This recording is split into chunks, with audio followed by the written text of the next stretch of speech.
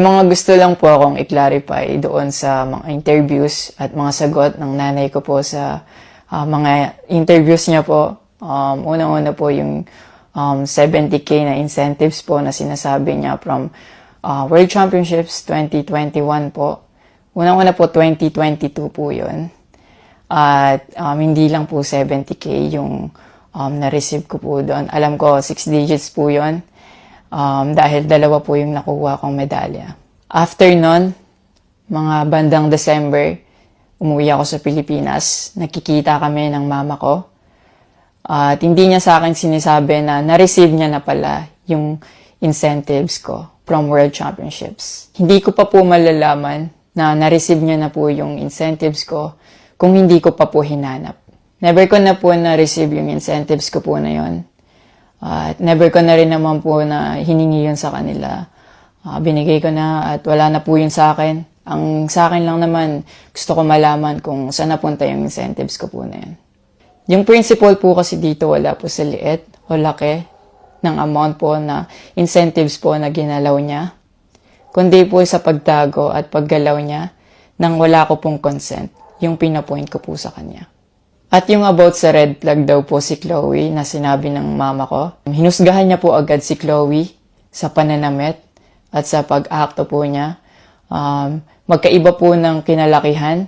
Unang-una, lumaki si Chloe sa Australia at ayun yung nakagisnay niyang culture. At ibang-iba po talaga sa Pilipinas kung paano tayo gumalaw, magsalita o manamit po. At yung about po sa yung mauubos po yung anak ko, nasabi po ng mama ko. Unang-una po si Chloe po may sarili po siyang income. Lahat po ng nakikita niyong gamit o yung pag-travel niya kung saan-saan po. Galing po yun sa pinagpaguran niya po. At bakit naman po ako mauubos? Gaya nga po ng sinabi ko. Si Chloe po may sarili po siyang income. And lahat po ng bank account ko po nasa mama ko po. At may mga instances po talaga na si Chloe po yung sumasagot sa akin that time po. Bukod sa incentives po, nasa kanya din kasi yung bank account ko sa monthly allowances sa pag-gymnastics ko. And nung nakuha ko na yung bank account ko po na yun, doon ko po nalaman na inuubos niya po yung laman nun. And nasa akin po yung mga bank statement ng withdrawal po na ginagawa niya po. Sabi niya pa nagsimula daw yung hindi namin pagkakaintindihan dahil kay Chloe daw po. Opo, totoo po yun. Dahil ever since unang-una pa lang, ayaw niya na kay Chloe kahit hindi niya pa po nakikita or nakikilala in person. And mas nagkalabuan po kami nung naglagay po ako ng boundaries sa relationship ko. Kasi pinaglaban ko po si Chloe dahil gusto ko po siya. Yung about sa training camp na kinikwento niya na si Chloe dapat wala na daw doon, sabi ng former coach ko pagdating nung dalawang magti-training camp doon. Usually, kapag magti-training camp kami, palaging naka-hotel. And miscommunicated yon na doon pala sila sa akin na mag-i-stay. Hindi rin totoo na pagpunta nila doon, nung dalawang bata, dapat wala na si Chloe kasi sabay-sabay silang pumunta doon. Actually, nagulat pa yung former coach ko kasi nandun si Chloe. Minelcome naman namin sila talaga.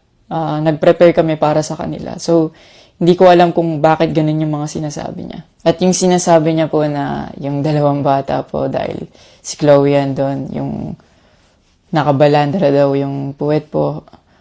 Bilang nakakatandang kapatid po, bilang boyfriend ni Chloe po, at bilang ate at kuya po, kami po aalagaan po namin sila. Hindi namin po gagawin yung mga iniisip niya na gano'n.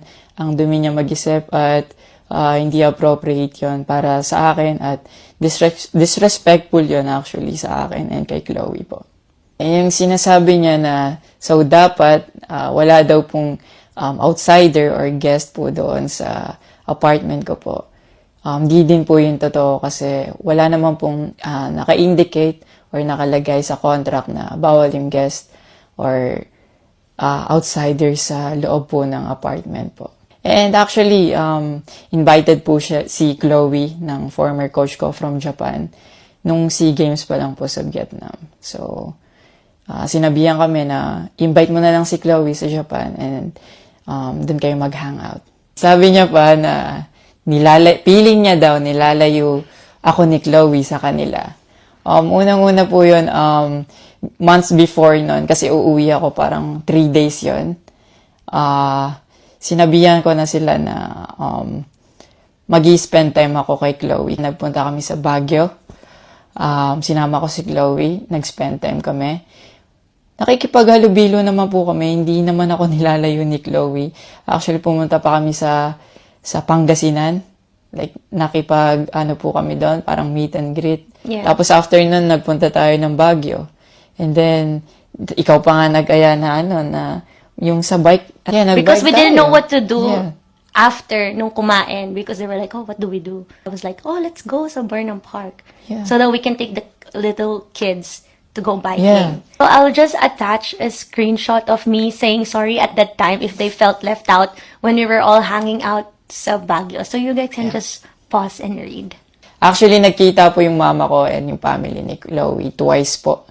And then, yun, nag-usap po sila. In the last resort, my family made a group chat Yeah. na kasama everybody involved because my family wanted to address kung ano yung issues ni mama towards me. Yeah, kasi marami na siyang pinapost. Yeah, madami na siyang pinapost. And even though my family knew na madami na siyang pinapost, my family still welcomed them, treated them with respect and with no judgment na pinaringgan nila yung side ng mom mo, what she had to say about me and our relationship. And then, after the group chat, she left, Yeah. your mom left, and wala siyang narinig anything from my family. May recent interview po kayo na kinakongratulate niyo po ako. Kung genuine po talaga kayo, maraming salamat po. Ina-acknowledge ko po yung pagka-congratulate niyo sa akin. Pero nagpa-flashback pa rin po talaga yung masasakit yung sinabi sa akin at yung mga hindi nyo pag-wish well sa akin. Like, tumatatak po yun sa akin talaga. Ang message ko po sa inyo na mag-heal kayo, mag-move on, at napatawad ko na kayo long time ago po. Pinagpipray ko na maging safe kayo palagi at nasa maayos kayong kalagayan dyan lahat. Tigilan na po natin to at i-celebrate na lang po natin yung mga ginawa po ng paghihirap,